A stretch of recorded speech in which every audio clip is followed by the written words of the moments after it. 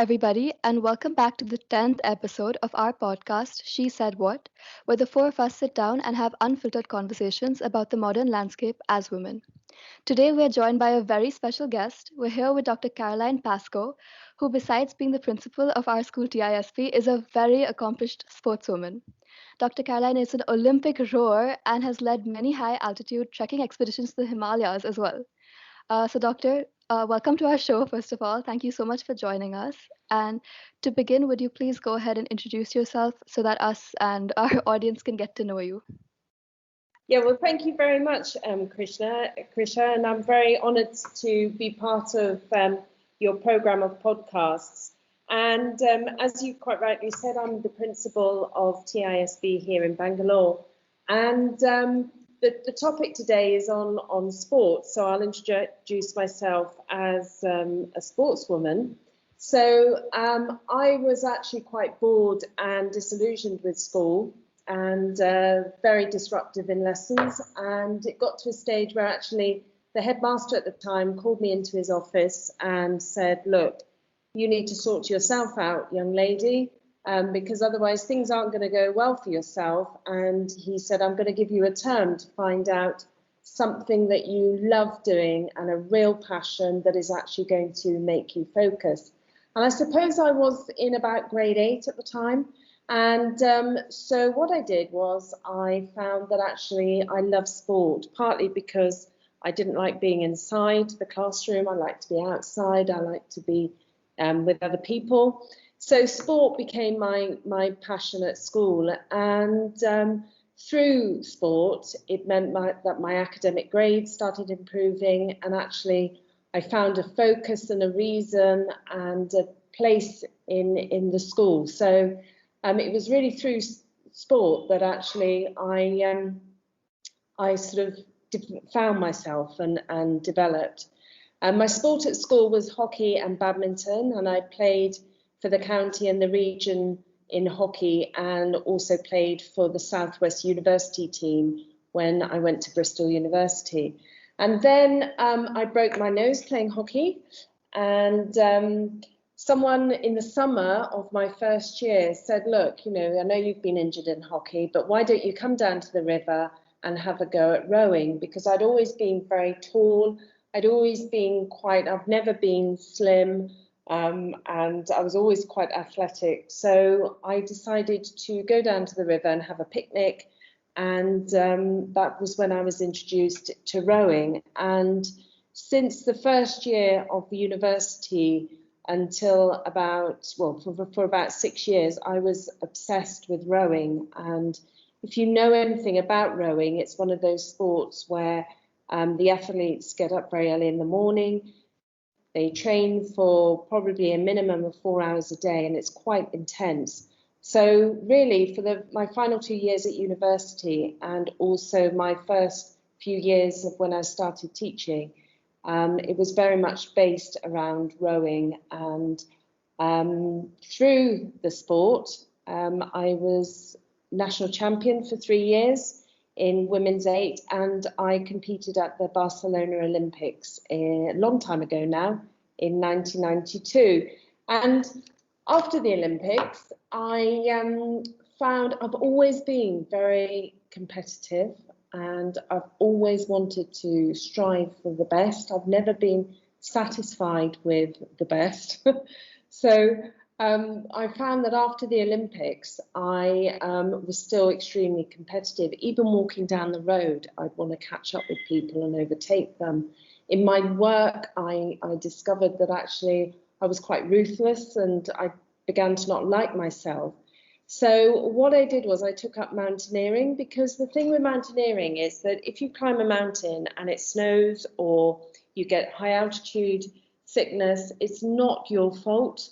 Whereas before, my sport was very much around you being in control of your training and your fitness and your performance, whereas mountaineering, you had to rely on things that were completely out of your control. And actually, I used mountaineering as a way of becoming less competitive with myself and also with other people. So hence the pleasure that I get a lot now from is mountaineering and trekking, partly because it takes you to some beautiful areas of the world, but also it's a way of dampening down my competitiveness, which is still very much evident in certain things that I do in life. But it's through mountaineering that actually I've found a little bit of peace with myself. So I hope that's a good enough introduction as a sports person. That's a great introduction, Miss. Thank you so much.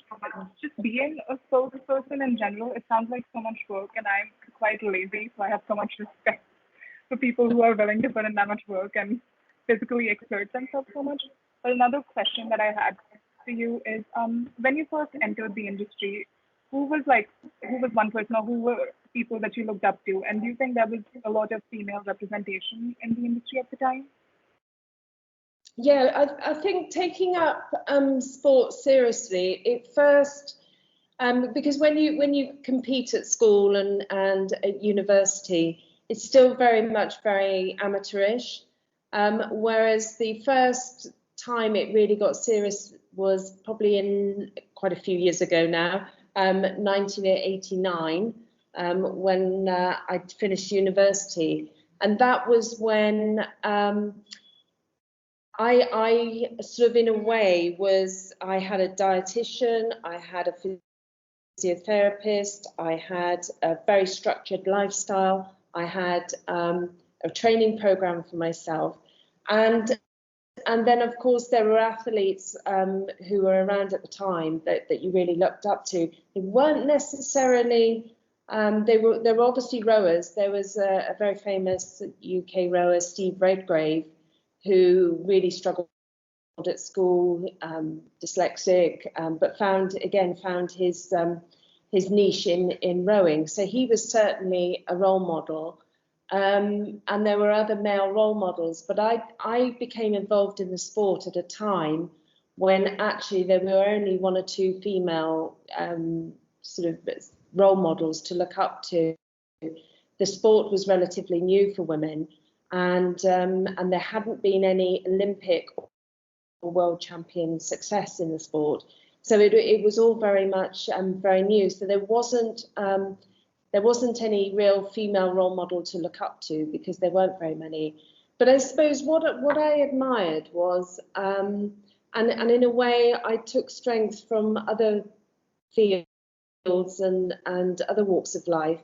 Because I think when you want to be good at something and when you want to really challenge yourself, you've in a way got to become so focused and quite selfish and very determined and single-minded. And in a way, you've got to shut out other parts of your life.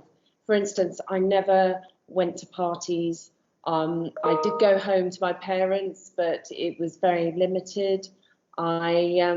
I obviously worked, but then when it got nearer to the Olympics, I gave up work because of the challenge of trying to balance work and training. So it was actually quite difficult to find role models. The reason why I wanted to challenge myself was that it sounds rather strange. I always felt growing up that I was never good enough for things. And I always felt that I'm the middle daughter of two sisters. And I always felt that I was the odd one out and the one that was different and I didn't fit in. And so I wanted to do something for myself and to prove something to myself. So a lot of it came from within, actually. And I was challenging more myself than actually comparing to other people and looking up and wanting to aspire to be like other people. It was very much about me and myself and wanting to prove myself wrong in a way, and also to prove my parents wrong because they weren't happy that I'd taken up sport. Sorry, that was quite a long-winded answer, I think. Oh, miss, no problem. So I have another question, actually, kind of a follow-up. So throughout your journey, what was your support system like? Because you were going on to elaborate on it. Do you think it's important for like aspiring sportswomen to have a strong system of support? Yeah, I think obviously first and foremost, there's your family. Now, when I took up sport, it was very much at university, and as I left university and started work. And I know that I made decisions about where I worked. I started teaching in London because that was the rowing centre. So I purposely moved to the city to be able to row and work at the same time. I didn't necessarily get the best job I could because my priority was to have time to train.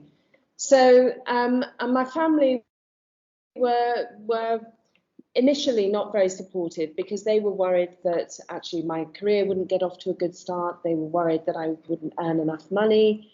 So they were worried about the sort of future of me being involved in sport and what it would lead to. And I don't know whether that was because I was female or whether it was just sport, and sport had never really featured in our family before. So, but I think as time went on, and I was reasonably successful, they did accept it and appreciate it and support me, and they then started coming to races, but before that they'd never really come and supported me. They did emotionally, but not physically coming to watch. So I think family's very important, and I think now as there's greater acceptance of women in sport, families and friends are vital because actually they ground you. Even though you're training really hard, you've got to have some other aspect of your life to keep you going. So that was really important. But I think above all, it was the structure that's around you in terms of the sport. As I've already mentioned, that there was a dietitian, and at certain times of the year I had to eat certain amounts of calories, and I wasn't allowed to have refined sugar, and I wasn't allowed to do this. So it was quite restrictive in that way. Even though it was restrictive, you knew that it was for your benefit. So it wasn't as though it was forced upon you and you didn't agree with it. As I say, physio was very important. There was a team doctor. So there was the sort of logistical support surrounding you, which is absolutely vital. And I now know a lot of professional and semi-professional sports people that do have a huge team around them that is really important. And of course, when I was doing sport, there wasn't all the social media and the publicity that comes with being an Olympian. And I know a lot, some Olympians now have sort of media managers to make sure that their image is portrayed in a good way. But I think the biggest support is the fellow team members. Rowing is quite an unusual sport in that it's not like hockey or cricket where you have very distinct roles within a team. Basically, you've all got a role within the boat, and you've all got to do the same thing, and you've got to know each other mentally very well, physically very well, and you've got to realise the weaknesses and strengths of each other. So I think that the team members were the key areas of support for me, actually, even though at certain times of the year you would be competing against them. So in some ways they were your enemy, but in other ways they were the greatest strength during the sport. And of course, when we went away on training camps, sometimes it would be for a month at a time. You were with these people, your other teammates, for quite an intense period of time. So you'd be training together, you'd be eating together, you'd be sleeping together, you'd be socializing together. So you do get to know people very, very well. And so that was a great strength. And obviously those people are still very much part of my life now. Yeah, I think that's honestly amazing, Miss. And like, quite frankly, I have a lot of respect for you and like your journey as a sportswoman. I remember distinctly on your first day as principal in our school, you told us a little bit about your journey as a sportswoman. And I just felt so inspired because of you were just talking about how like restrictive it can be, yet you still manage to like flourish in the situation, which I have so much respect for. Yeah, so I might ramble on beyond that, but I think I'll get into the next question. You mentioned that like in your answer, you were talking about, yes, like emotional support from your family is important, logistical support from like your managers and like your sport and everything is really important. But you also spoke about how like social media in today's society or in today's world has allowed sports people in general to sort of grow themselves a little bit more, and now people have social media managers and things like that. But I think one thing that I wanted to highlight was that despite all of these progressions, I think there's still a noticeable wage and opportunity disparity between the genders in the sports industry. And I think we were talking about this like before we got onto this podcast call as well. I think Yeah. in the NBA, if I'm not wrong, the highest salary that a female NBA player earns is lesser than the minimum salary that a male NBA player earns. I think that speaks volumes on its own. But was there ever a point in time where you felt disadvantaged because of your gender? Yeah, very, very good question. And I think when you're at school, I was always really tall, and I was never skinny. I was never, I always was very noticed because of my height, and half my time at school I was taller than most of the boys. So I was always very athletic, and I suppose in a way because of my character, you could argue that there was potential for me to become very conscious of my physique and my body. And yeah, I've had, I always dream of being slimmer and being able to fit into this size and that size. But I personally never suffered from worrying about my body shape and worrying about, what I looked like. I do know that some of the people that I rode with were very worried because a lot of the winter intense weight training meant that certainly during the winter you became very muscly. And I didn't worry about that, partly because that's my type of personality, and partly probably because I had other things to worry about.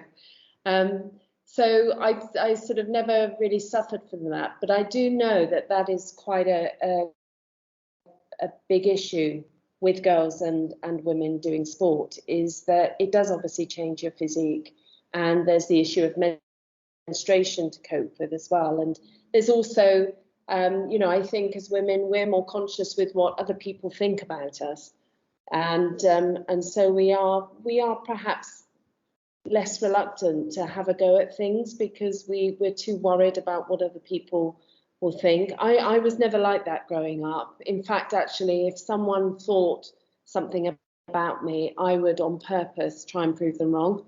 Bit stubborn like that.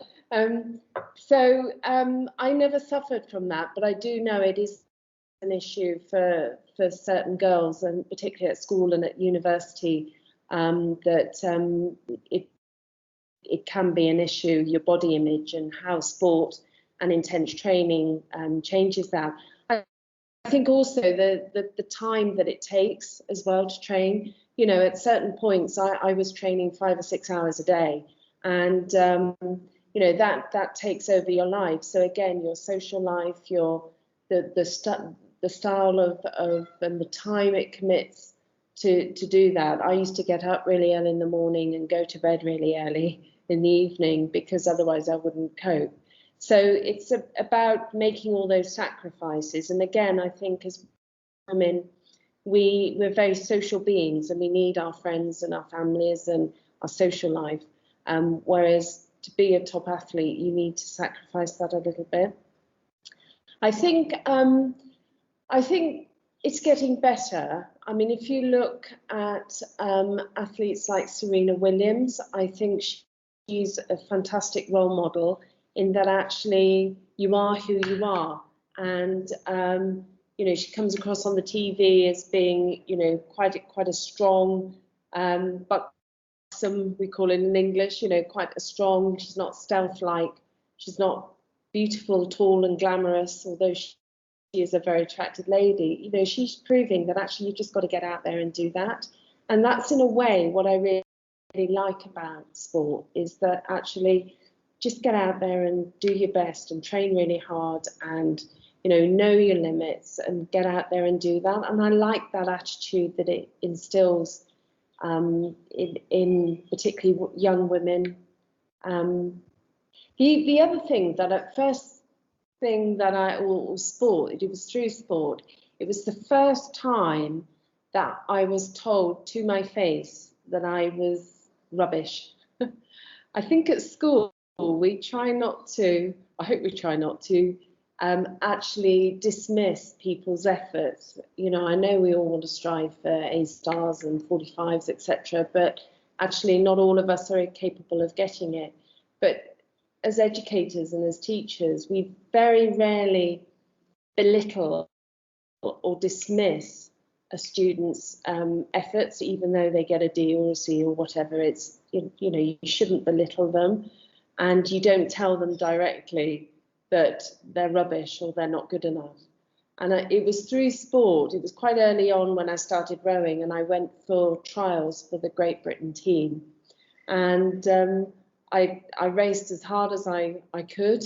I trained for months in order to do it. And the coach at the end, you know, stood in front of me and said, actually, you're not good enough this year. Go away and do something about it. Or he said, go and try another sport.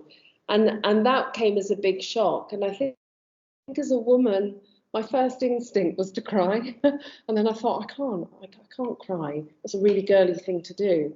And I've got to be strong, and I've got to face the fact and do something about it. But I think the stereotypic image of a female is that we are very emotional, and that's all right. But sport does, I think, help us to build resilience and confidence and belief in ourselves, which to me is really important. And I think, you know, through mountaineering, as I've got older, you know, for example, do you remember there was a team, we did the 100k walk? You know, people were looking at me saying, what are you doing, you silly woman? You're too old. A, you're too old, and B, you're a female trying to attempt this challenge. But for me, that makes me more determined. And in a way, I'm not a typical female in terms of my mentality. I don't give in, and I don't feel that I have to prove. Well, I have to prove things to myself, but I just get out there and do what I do, try and do it the best I can. Yes, Miss, I really think what you're saying is so true. I think the camaraderie in sports is so valuable, and having this like a strong, stable support system can go a long way in instilling confidence in a person as well as in their abilities. But the next question I had is, Doctor, you spoke about physique and how maintaining obviously a healthy body and a fit body is very crucial to any sport. But I had a question which might come off as slightly controversial, but people often attribute the wage gap in sports to the biological difference between various genders. And so I wanted to ask you, what are your views on this? And do you believe that this is, you know, a justified explanation for the gender-based disparity that exists in the sports industry? Mm-hmm. No, that's very true. I think if you look at some of the top earning sports, you know, tennis, golf, football in particular, it is very male biased. And I don't believe that the physique and the gender issue is sufficient explanation for the difference, because actually if you're a female footballer, you are going to be training just as hard as a male counterpart. I mean, obviously there are going to be differences in our physical strength and capabilities. But nevertheless, the training and the mental preparation and the determination and commitment that is needed to get to the top of your game is equal to that of a man. And I know in tennis there's lots of arguments that men play 5 sets and women play 3. Well, I believe that women are just as capable of playing 5 sets, and where the differentiation or who determined that there should be a difference between men and women is probably really outdated now and should be reviewed.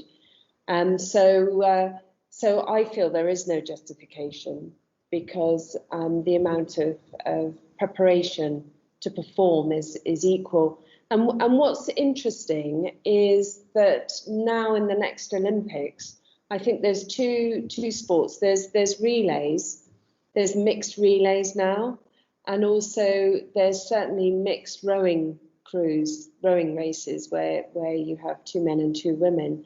And I think that is going some way to recognise that actually there is parity and there is similar requirements to perform. I mean, but at the end of the day, we're never going to lift the same weights as men. I think in some sports, women are competing alongside men, and I'm just trying to think of one. I've taken up golf recently, and I know that sort of men and women are pretty equal in some respects in that sport. But I don't think there is any justification for it now, really.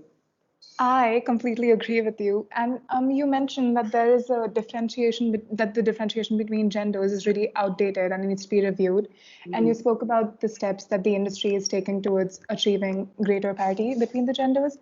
And while I think we have made a lot of strides towards achieving equality in the world, there is still such a long way to go. So, like you mentioned, it's been some time since you were an Olympian. And do you think the landscape for sportswomen since when you were in the industry has changed? Do you think that the opportunity and the wage gap is kind of closing?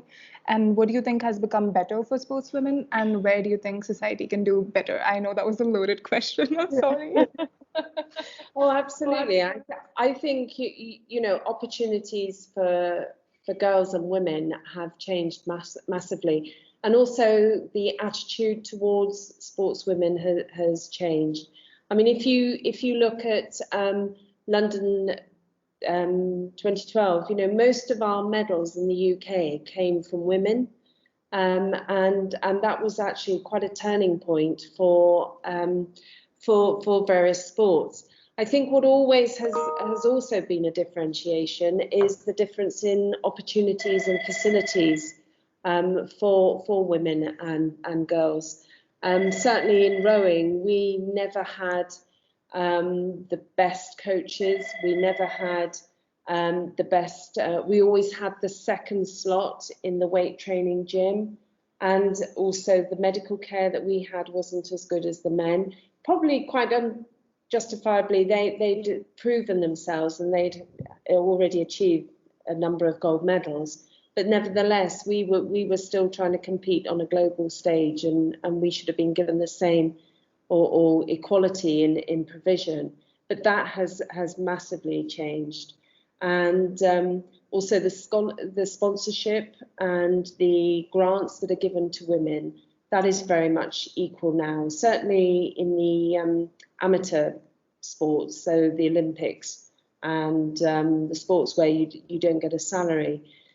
I think a big move would be if very popular sports such as football actually made a stand and changed, because that's a sport that the general population follows, certainly in Europe and the UK. Here, the cricket would be an equal sport. You know, if the sponsorship and the media coverage around women's cricket, and after all, the Indian women cricket team have been world champions a number of times.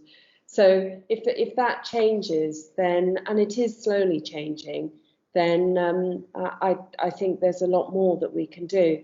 Certainly in the UK, women's rugby is now televised and women's football is televised, which is brilliant. And I think because of that, there's quite a move to change the sort of stereotypic image of women in sport, and it's become much more positive. And so it's really good. You know, for instance, when women's rugby started, you know, the women were portrayed as dare I say it, lesbians, and you know, they're really bulky, unattractive lesbians. Well, actually, that's not the case. They're very dedicated, hardworking, motivated young women who want to go out and perform well. So I think it is slowly changing. Certainly, I feel that that women have greater opportunities here. Although we're in an age now where a lot of things are driven, in fact, most things are driven by social media now. And certainly the coverage that you get of women's sport on the social media has much improved, which I think will then go towards improving things further. You mentioned about what can society do to improve. That's a very loaded and vast question, and I think it depends on which society you're talking about. I think certainly in the UK, it's much more acceptable for a woman to have a professional career in sport, in football, or in, Jessica Innes or Helen Glover, a rower. They're all Olympians, and they now have a professional career in sport, and it's much, much more acceptable. Whereas probably here in India, I can probably only think of one or two top sportswomen, and maybe the position of women in society here is such where there's a little bit further to go, in that it's perhaps not so acceptable to go into sport, and maybe there's family issues or society issues or caste issues that need to be overcome first here in India to change that. I don't know. When I lived in Himachal Pradesh, sort of over a decade ago, from the village where I lived in, her name is Dikki Dorma, and she was the youngest female, Indian female, to climb Everest, and she was 16 at the time. And she came from a family which were very open-minded and really pushed her. They saw real potential in her, and they really pushed her forward. And I think here in India, it very much does rely on the attitude of the family, and whether it's acceptable for their daughter to go into sport. So I'd like to think it was changing. I'd like to think that it is advancing, and I'd like to think that it is becoming more equal in various sports, but we'll see. So Dr. Pascoe, you brought up really points, and I think it's something that we all should think about. But unfortunately, this brings me to my last question for you. Do you have any advice or learnings that you would want to share with aspiring sportswomen? Oh gosh. Yeah, I think certainly girls at school, if they want to pursue a sport, I think it has to be, you have to select a sport very early on and just do that sport. I sort of, when I decided to pursue hockey, I had to give up all my other sports and just really concentrate on that. And sometimes I think, focusing on one thing very young is not an ideal thing. And but then if you want to perform and achieve, then you have to become very single-minded and very focused. And I would sort of, it's weighing up whether you want to do that or not, because it does require quite a bit of sacrifice. But I think above all, it's about enjoying it. It's about being yourself, regardless of what other people say, regardless of what other people's opinions are now on social media, what other people's opinions are, in conversations or in the press. I think it's just about being yourself and remaining true to yourself, because if you win, you're celebrated and greater expectations are put on you. If you don't do well, you're then criticised. So you have to be quite thick-skinned to take the good and the bad. And I always believe that comes from, knowing yourself very well and actually sort of staying true to yourself, and not being persuaded, or not being or not changing because other people have thought something about you, which actually they've thought about you for a few minutes and then they'll forget about that. Whereas it perhaps means a lot to you and it affects you a lot. But actually, at the end of the day, it's what you truly believe and what you want to achieve and what you want to get out of it. That is really important. I always think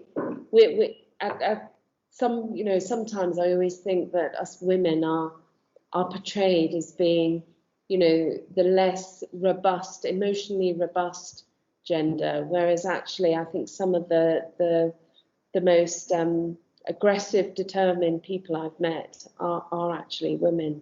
It's just that we don't communicate that very well or make it clear, and so I feel being true to yourself is important. So I think that would be my advice. And as I've said before, just go out and do it and enjoy it. And, if you don't like it anymore after a few years, or if you don't end up succeeding, at least, I'd like to think that people can look back at their sporting career and at least take a few things from it, and that they'll take further into the rest of their lives. So it's not wasted time at all, wasted effort. Yeah, I mean, just do it. I really agree with that mindset, Miss. And I honestly think that if we have any aspiring sportswomen listening to this episode right now, I'm really, really 100% sure that they would have genuinely learned something from everything that you've said. And quite frankly, I think I can speak on behalf of the four of us and just say that we learned so much more about you and your journey through this conversation. And we're so, so happy that we had the opportunity to speak to you today. So thank you so much, Miss. No, it's been a real pleasure, and good luck to this project. I think it's a fabulous idea, and thank you to all of you. Okay, guys, that wraps up today's episode of our podcast, She Said What. But wait, before you go, if you're listening to this on Spotify, then feel free to text us on any of our social media with any questions or comments about today's episode or just in general, and we'll be happy to reply to you. If you're listening to this on Instagram or YouTube, then just leave us a comment in the comment section below and we'll reply to that as well. That being said, thank you so much for listening to today's episode, and we'll see you next time.